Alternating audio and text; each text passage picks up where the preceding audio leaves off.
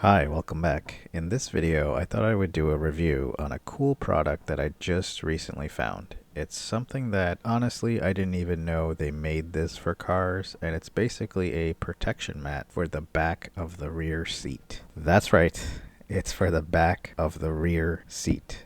You might be thinking to yourself, why would I even need something like that? Well, there may be times where you might need to load larger items into the trunk of your car, and depending on how big your car is, you might need to put down the rear seats so that you can make more space in the trunk to load those larger objects. I've had to load all sorts of things into my Honda Accord that wouldn't just fit in the trunk, from fishing rods to landscape equipment and even ladders. And it always annoyed me that after loading these items into the trunk, it would always cause the carpeting on the back of the seat to become dirty and dusty. I don't know if you've ever had to vacuum this type of carpet before, but it's very hard to get the dirt and dust out of this carpeting. That's where this protection mat comes into play. This company is called AAA Liners, and I'll put the link to their Amazon store in the description of this video. And they basically make these mats that protect this area of the vehicle that is often neglected. Like, there are so many products out there that protect the interior of the car and even the trunk,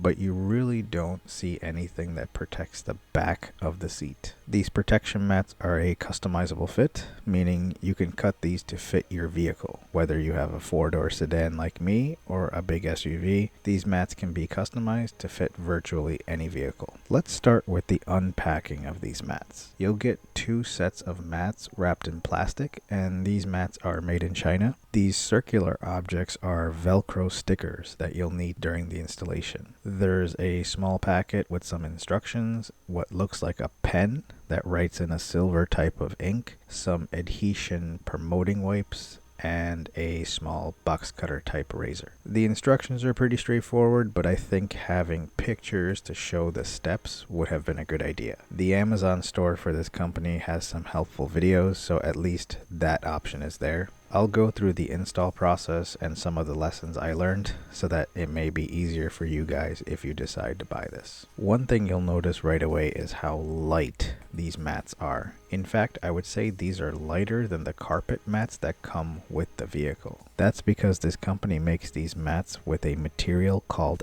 XPE, which is basically a type of closed cell polyethylene foam material used in the automotive industry. It's highly used as a noise reduction material and commonly found in sound deadening products. It does well resisting aging, high temperatures, and corrosion, and also is waterproof to a certain extent. And one of the other things you'll notice is there isn't that strong odor that you would normally get with foam products or rubber products. For these protection mats, there is good thickness throughout the mat, and the ridges provide good grip for keeping items still instead of sliding around. On the back side, the surface is smooth and feels similar to some of the foam packing materials you'll find in your Amazon boxes. So as mentioned earlier, there are 2 sets of these mats that you'll get. This is because with most sedan vehicles, the split folding seats are generally 2 sizes. You'll have a larger section of seat that can fold down independent of the smaller section of seat. This is often referred to as 60/40 split folding seats. I'll do the install on the smaller section of seat first so that you can see how it goes. First, take a tape measure and measure the width of the seat, like this. Generally, you want to measure just the carpeted area of the seat.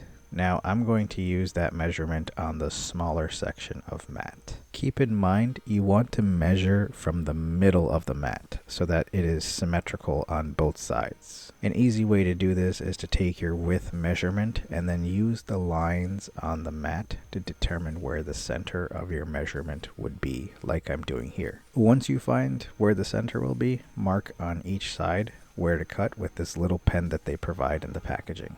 This pen actually uses a special type of silver ink that is clearly legible on this matte material. Next, use the small box cutter knife to cut where you just marked. Now here comes learning lesson number 1. I tried to use the lines on the mat as a guide to cut.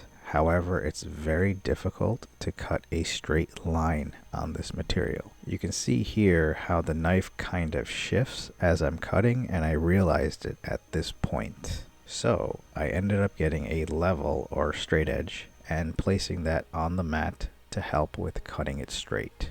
And you can see the difference it made using the straight edge versus not using it. So definitely don't depend on the lines on the mat itself for cutting. If you have a level or a long ruler, it will help you cut straight. For the other side, I used the level to cut straight, but I also used a much bigger blade, which made the cuts so much more easier to do. The next step is to measure the length of the seat from top to bottom. I did measure slightly below the latch of the seat, and I figured I would just cut out a notch for this latch area. You're going to see shortly why this was a bad idea.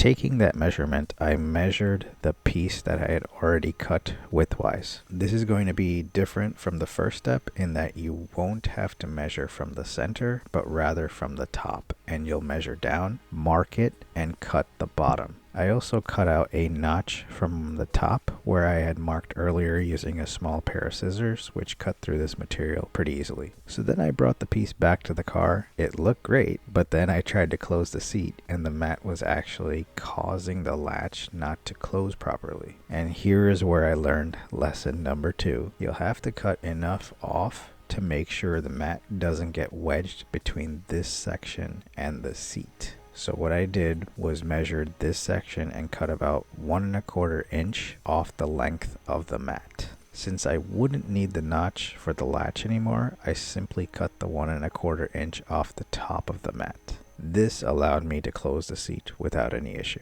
The final step is to add the Velcro pads to the back of the protection mat. This allows you to attach the mat to the carpeting using the Velcro, which is super handy because it allows you to easily remove the mat if needed. Take the adhesion promoter and wipe the areas where you'll be putting the Velcro pads. Since there's 20 Velcro pads that come with this, I'll use 8 on this smaller mat and 12 on the larger mat. The adhesion promoter looks similar to alcohol wipes, but it definitely isn't an alcohol wipe. It's got a stronger odor and an interesting texture, so definitely wash your hands afterward. The adhesive material on the back of the Velcro pads that attach to the mat is quite strong actually, so be careful not to touch it too much. Place the Velcro pads in each corner of the mat as well as the center so that it gets a good amount of area to stick to the carpeting. I lined up the mat to the back of the seat and then pressed down to ensure the Velcro was sticking to the carpet. It attached like a glove,